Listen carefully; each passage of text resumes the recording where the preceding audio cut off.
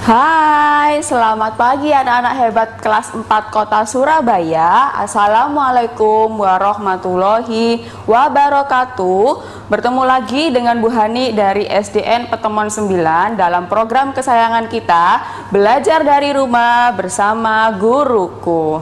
Nah, anak-anak hebat kelas 4, pada pagi hari ini Bu Hani akan menemani kalian belajar selama 30 menit ke depan. Kita belajar apa hari ini? Iya, hari ini kita akan belajar tema 9 subtema 2 dengan materi sumber energi minyak bumi. Nah, tapi anak-anak, sebelum kita mulai pembelajaran, kita berdoa terlebih dahulu ya, agar apa yang kita pelajari hari ini bisa menjadi ilmu yang bermanfaat dan berkah buat kita semua. Sudah siap kita berdoa? Tundukkan kepala sejenak, berdoa dimulai. Berdoa selesai. Nah, anak-anak, pada pagi hari ini kita akan belajar mengenai materi sumber energi minyak bumi. Seperti yang sudah kalian pelajari pada materi-materi sebelumnya, bahwa di negara kita itu sangat banyak sekali yang namanya sumber energi yang berasal dari sumber daya alam. Nah, hari ini Bu Hani mau bahas sumber energi minyak bumi bersama kalian.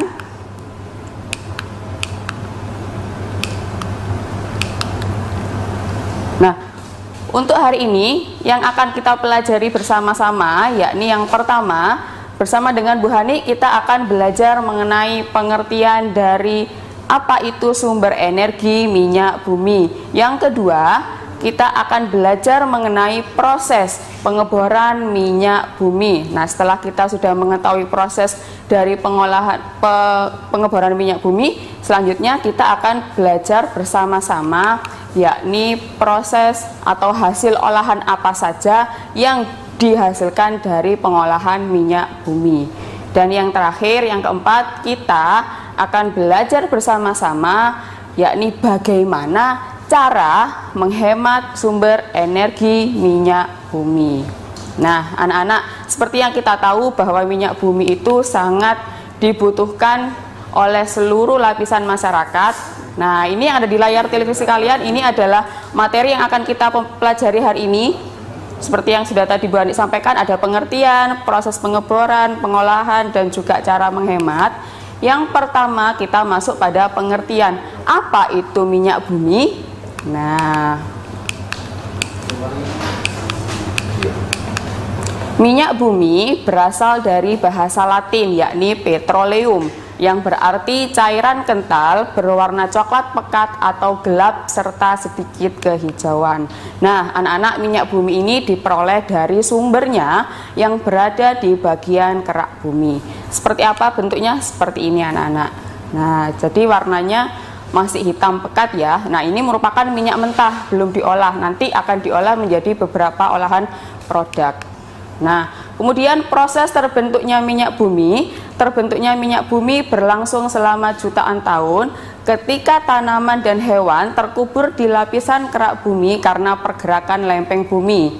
Semua sisa makhluk hidup tersebut akan menjadi fosil dan bereaksi dengan gas alam, sehingga terbentuklah cairan hitam yang kita sebut dengan nama minyak bumi. Nah, anak-anak, Bu Hani ada video untuk kalian. Kita amati bersama-sama bagaimana proses terbentuknya minyak bumi.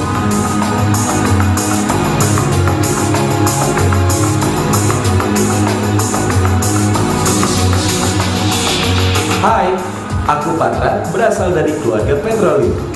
Aku belajar dan berkembang di industri migas Pertamina. Aku akan terangkan apakah minyak bumi itu, bagaimana tentang pengolahan, distribusi, dan manfaatnya bagi kehidupan kita.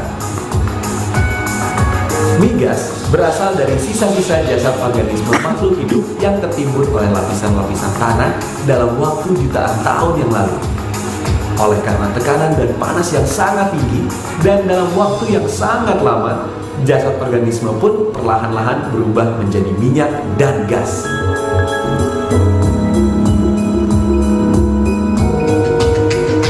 Kemudian, migas ini perlahan-lahan akan terkumpul pada lapisan sedimen berpori dan dikenal sebagai reservoir rock. Gerakan permukaan bumi mengakibatkan lipatan dan patahan lapisan batuan sehingga minyak dan gas dapat terjebak di antara lapisan batuan yang tidak tembus. Lapisan inilah yang kemudian akan dicari oleh para ahli kebumian untuk kemudian dilakukan eksplorasi dan anak-anak, seperti itulah proses terbentuknya minyak bumi. Jadi meskipun terlihatnya singkat, tapi dalam proses pembentukannya membutuhkan waktu yang sangat lama, bahkan sampai dengan berjuta-juta tahun lamanya. Nah, kemudian ada beberapa poin dari minyak bumi yang harus kita perhatikan. Yang pertama adalah minyak bumi memiliki peran yang sangat penting. Mengapa seperti itu? Karena anak-anak, bisa kita lihat dalam kehidupan sehari-hari, minyak bumi ini merupakan salah satu sumber energi yang banyak dimanfaatkan oleh manusia untuk membantu kegiatan sehari-hari dan mewujudkan kesejahteraan masyarakat. Nah, kemudian yang kedua, setiap tahun mengalami penurunan jumlah. Sudah terbukti juga dari adanya banyak kendaraan yang ada di sekitar kita, banyaknya kendaraan baru-baru yang muncul.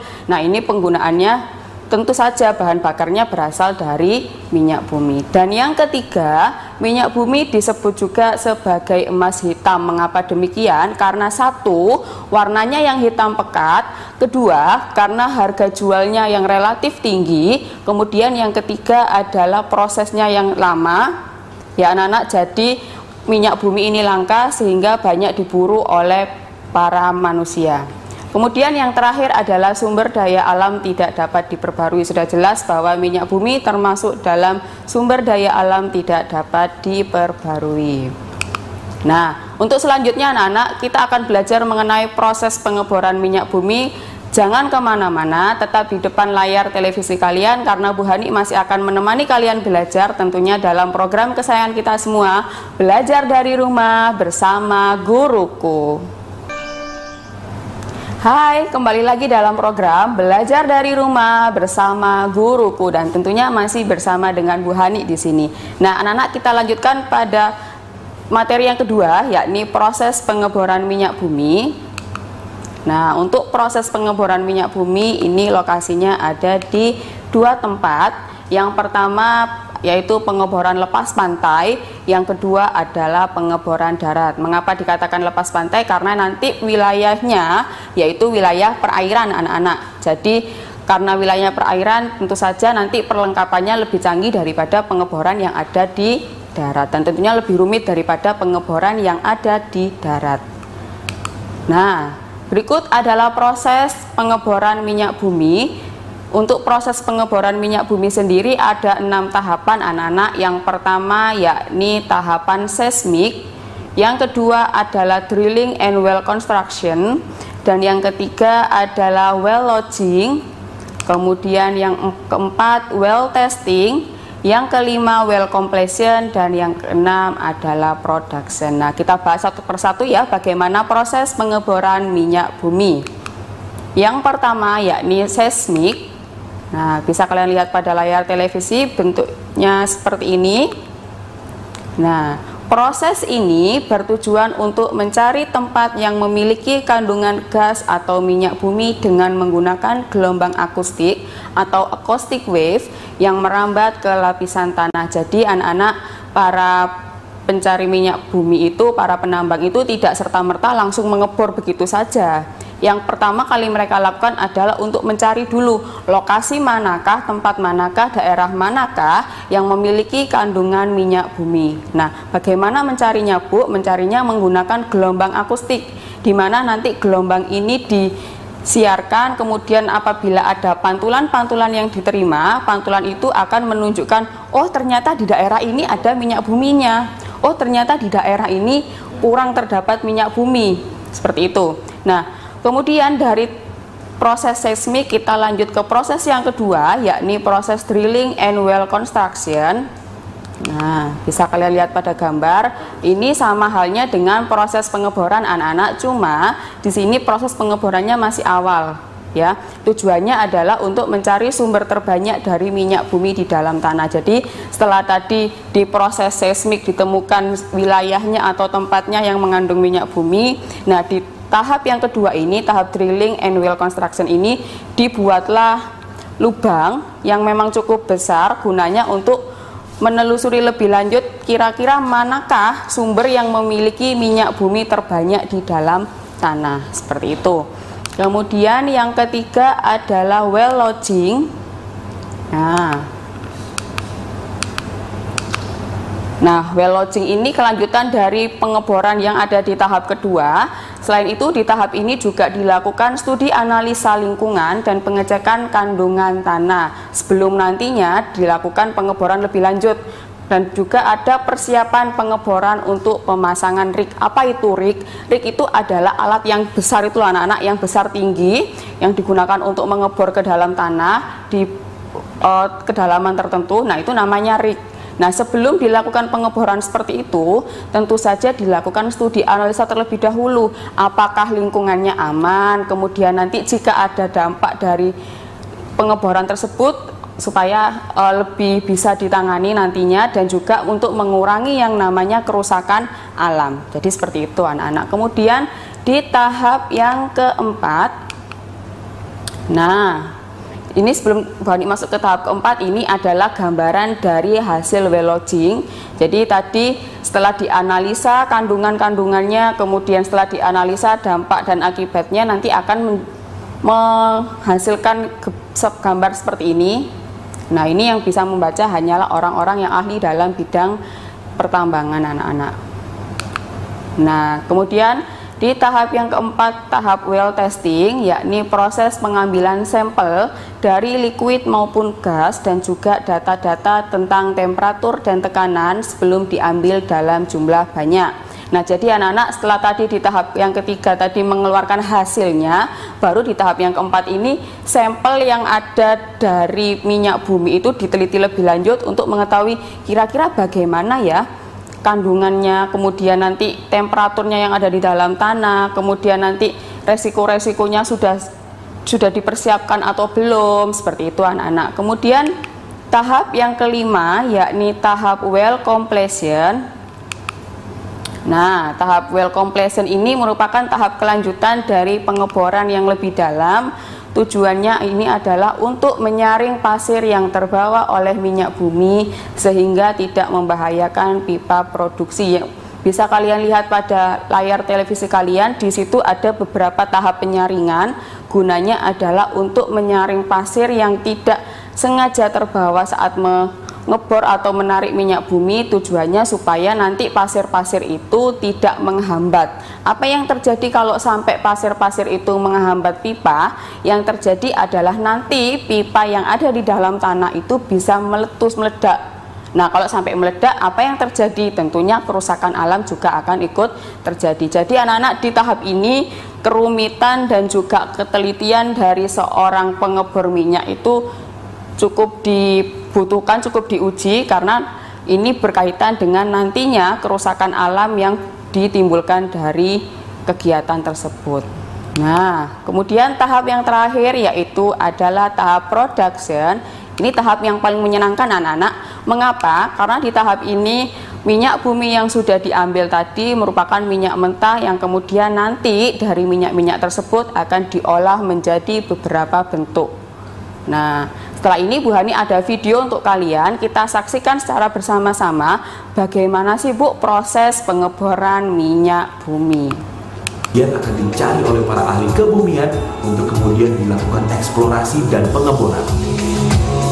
Untuk menemukan lapisan minyak dan gas ini, dilakukan beberapa survei terlebih dahulu dengan menganalisa lapisan batuan jenis tanah.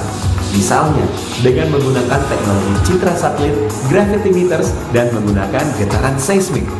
Getaran seismik yaitu menciptakan getaran-getaran yang akan menembus berbagai lapisan batuan dan menangkap getaran pantulan yang terjadi untuk diterjemahkan dan dipelajari lebih lanjut. Meskipun didukung dengan teknologi modern, tidaklah mudah untuk dapat menemukan cadangan minyak baru. Tingkat resiko kegagalan cukup tinggi. Apabila sudah ditemukan sumber cadangan minyak yang prospektif, maka selanjutnya akan dilakukan pembuktian untuk menentukan dimensi dan volume kandungan minyak dan gas. Studi analisa dampak lingkungan harus dilakukan untuk mengantisipasi resiko kerusakan lingkungan yang mungkin terjadi. Pengeboran awal dilakukan untuk membuat lubang yang cukup besar dan tidak jauh dari permukaan. Apabila lubang pengeboran awal ini telah selesai, maka peralatan untuk pengeboran yang lebih dalam dapat dipasang atau disebut ring. Para pekerja selanjutnya melakukan pengeboran sampai kedalaman tertentu dengan prosedur keamanan dan ketelitian yang sangat ketat untuk menghindari terjadinya potensi bahaya. Selanjutnya, dipasang peralatan untuk memproduksi minyak dan gas. Minyak hasil produksi tersebut kemudian disalurkan melalui pipa atau jenis transportasi lain dibawa ke kilang pengolahan minyak. Sedangkan gas hasil produksi disalurkan melalui pipa ke kilang pencairan gas alam atau ke konsumen. Hal selanjutnya,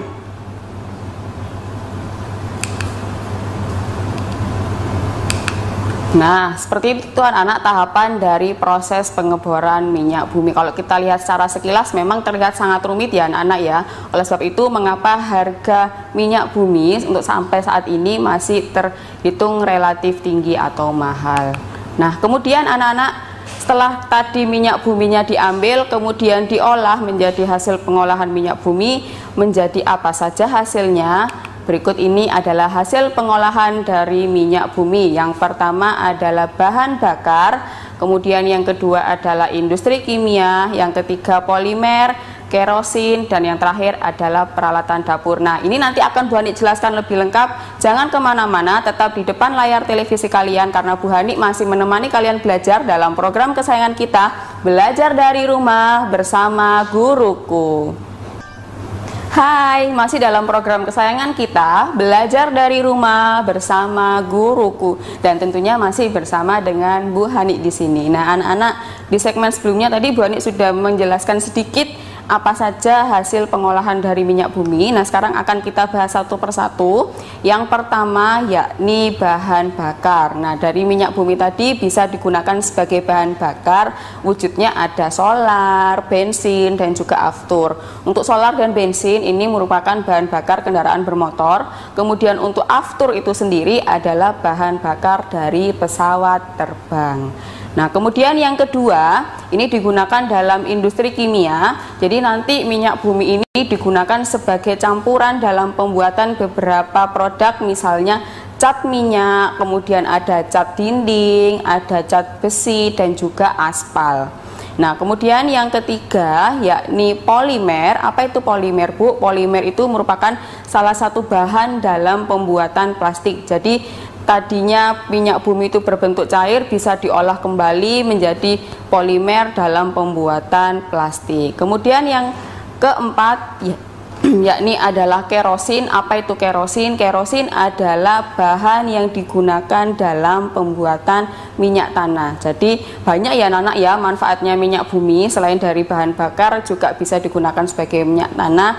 Dan yang terakhir adalah ada di peralatan dapur kita. Minyak bumi digunakan untuk mengolah aluminium, besi, ataupun baja, yang nantinya aluminium, besi, dan baja ini akan diubah menjadi bentuk kulkas, kemudian kunci pintu, ada kursi, ada oven, dan juga ada meja. Tentunya mejanya bukan dari meja kayu ya anak-anak ya.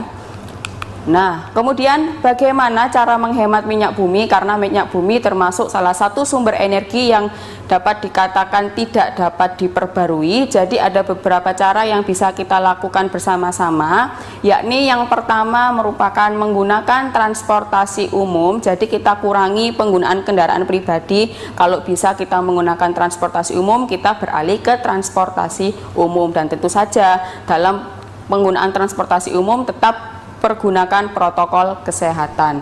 Kemudian yang kedua, menggunakan kendaraan ramah lingkungan. Ini jika anak-anak memiliki sepeda ontel atau sepeda gowes, itu juga bisa digunakan karena dalam penggunaan sepeda gowes itu tidak menggunakan minyak bumi, melainkan menggunakan energi yang berasal dari tubuh kita. Kemudian yang ketiga, kita bisa mengganti minyak bumi menggunakan bahan bakar alternatif. Seperti yang sudah kalian pelajari, bahwa energi alternatif itu banyak macamnya, bisa didapat dari air, nantinya bisa diolah menjadi energi listrik dari pembangkit listrik tenaga air, kemudian ada panel surya yang nantinya menggunakan energi dari cahaya matahari untuk menjadi energi listrik dan lain sebagainya. Kemudian yang keempat adalah mengurangi penggunaan plastik. Nah, ini secara tidak langsung juga mempengaruhi anak-anak dalam proses penghematan minyak bumi, karena sudah kalian pelajari sebelumnya di slide sebelumnya bahwa penggunaan plastik atau pembuatan plastik itu bahannya salah satunya berasal dari minyak bumi. Kemudian yang terakhir adalah kita bertindak tegas kepada penambangan minyak bumi ilegal. Ini biasanya dilakukan oleh pemerintahan. Kita pun juga bisa mencegah. Kalau kamu menemukan sesuatu yang janggal, kamu bisa melaporkan kepada pihak yang berwajib. Tentunya yang berhubungan dengan minyak bumi ya anak-anak ya. Nah, kita sampai pada kesimpulan pembelajaran kita hari ini. Ada beberapa kesimpulan yang bisa kita simpulkan hari ini. Yang pertama yakni minyak bumi adalah cairan kental berwarna coklat pekat atau gelap serta kehijauan. Kemudian yang kedua, minyak bumi terbentuk jutaan tahun ketika tanaman dan hewan terkubur di lapisan kerak bumi.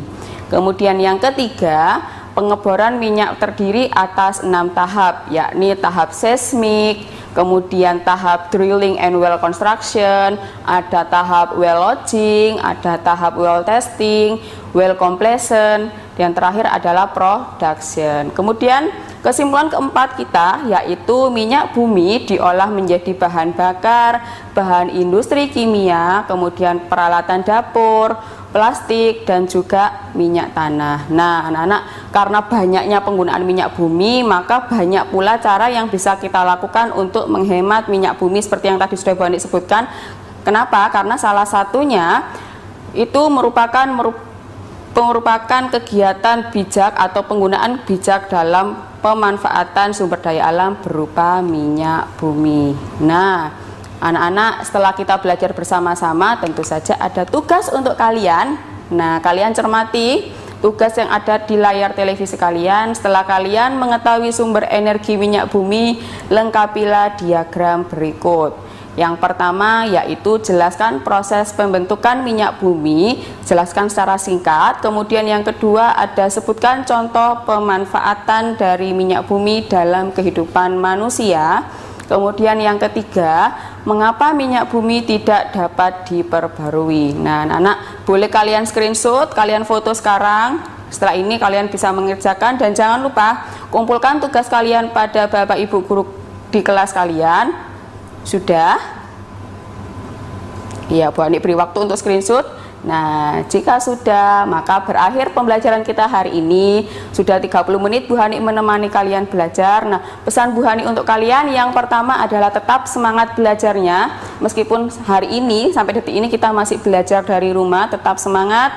Yang kedua, tetap patuhi protokol kesehatan ya anak-anak ya. Sering-sering cuci tangan dan pakai masker saat keluar rumah. Kemudian hindari kerumunan. Dan yang ketiga, kumpulkan tugasnya, jangan lupa ya. Nah, terima kasih yang sudah bergabung hari ini. Selamat menunaikan ibadah puasa bagi yang menjalankan. Sampai ketemu di pembelajaran lain bersama dengan Bu Hani, tentunya dalam program kesayangan kita, Belajar dari Rumah bersama Guruku. Sampai jumpa.